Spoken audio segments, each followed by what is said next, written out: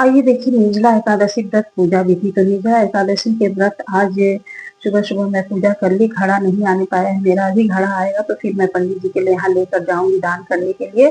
तो तब तक की पूजा मैं आप लोगों को दिखा दूं। तो ये देखिए मैं विष्णु भगवान को मैं कहीं पीढ़ा पे नहीं स्थापित की हूँ, जहाँ हमारे भगवान जी हैं वहीं पे मैं पूजा कर दी हूँ। पहले हाथ में फूल अक्षत लेके संकल्प कर दी कि हे विष्णु भगवान आप हमारे पूजा में उपस्थित होइए और हमारे पूजा को स्वीकार करिए। आज मैं एकादशी का व्रत की हूँ और उसके बाद से हमें भगवान जी को जल से स्नान कराने के बाद से चंदन लगा करके चंदन के ऊपर एक तुलसी दल मैं लगा देती हूँ। उसके बाद से देखिए मैं एक लोटे में जल भरती हूँ, इसके ऊपर कलावा रखती हूँ और इसके अंदर मैं जल में थोड़ी सी चीनी डाल दी हूँ। मीठा होना चाहिए, आज किसी को शरबत पिलाना चाहिए। तो जब घड़ा आएगा तो उसी घड़े में मैं इस जल को पलट करके और जा करके पंडित जी के यहाँ दान कर जाऊंगी। और शरबत बनाने के लिए मैंने चीनी का भोग लगाया है, इसके ऊपर कुछ दक्षिणा रखा है, मैं दक्षिणा को जरूर देना चाहिए। और ये देखिए मैं भगवान जी के लिए आज ये छेना की छेना मुर्की बनाई हूँ। छेना मुर्की बिहार की फेमस मिठाई है और कोई रसीले फल का भोग लगाना चाहिए तो मैंने आम का भोग लगाया है। और ये मैंगो शेक बना करके भी मैं भगवान जी को भोग लगा दी हूँ और उसके बाद से एक दीपक जला दी हूँ और इस तरह से मैं विष्णु भगवान का पूजा कर दी हूँ। तो ये देखिए हमारी आज की एकादशी पूजा और उसके बाद से अभी पूजा कर हो गई। एकादशी व्रत की कथा को सुन लूंगी। निर्जला एकादशी व्रत को भीमसेनी एकादशी भी कहते हैं और भीमसेनी एकादशी या तो पांडव एकादशी भी कहते हैं। तो भीमसेनी एकादशी या पांडव एकादशी क्यों कहते हैं? तो पांडव के जो दूसरे नंबर के भाई थे भीम, वो खाने में माहिर थे। वो एक दिन भी अन्न छोड़ना नहीं चाहते थे, इसलिए उन्हें साल में एक दिन निर्जला एकादशी का व्रत बताया गया, जिस दिन के वो अन्न जल सब चीज त्याग करके व्रत को करेंगे तो उन्हें 24 एकादशी के फल का प्राप्त हो जाएगा और मोक्ष की प्राप्ति के लिए हमें एकादशी का व्रत करना चाहिए। इसलिए भीम ने आज निर्जला एकादशी का व्रत किया था, इसलिए इस निर्जला एकादशी व्रत को भीमसेनी एकादशी व्रत भी कहते हैं। तो इस व्रत की यही कथा है। तो ये पूजा होने के बाद से हमें आरती कर देना है और आरती करने के बाद से हमें दान में ये किसी ब्राह्मण को दान करना है। तो दान में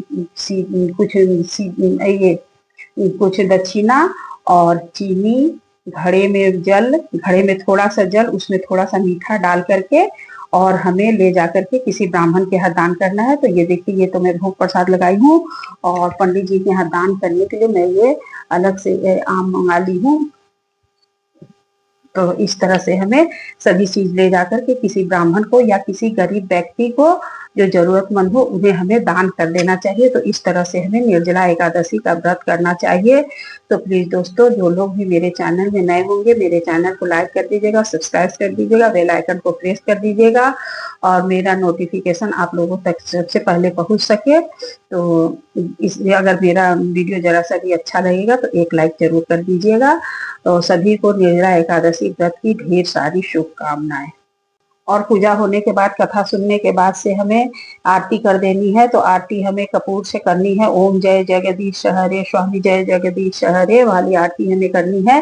तो ये देखिए इस तरह से हमें विष्णु भगवान की, ये देखिए मैं अपने मंदिर में जहाँ मेरे विष्णु भगवान जी हैं वहां मैं विष्णु भगवान जी की पूजा कर दी हूँ और जहाँ मेरे लड्डू गोपाल जी हैं मैं वहीं पे अपने लड्डू गोपाल जी की भी सेवा कर दी हूँ। तो लड्डू गोपाल के लिए भी आज मैंने देखिए क्या क्या बनाया है। लड्डू गोपाल के लिए भी मैंगो शेक बनाई हूँ, उनके लिए मैंने घर में मक्खन निकाला है और ये छेना मुर्की बनाई है।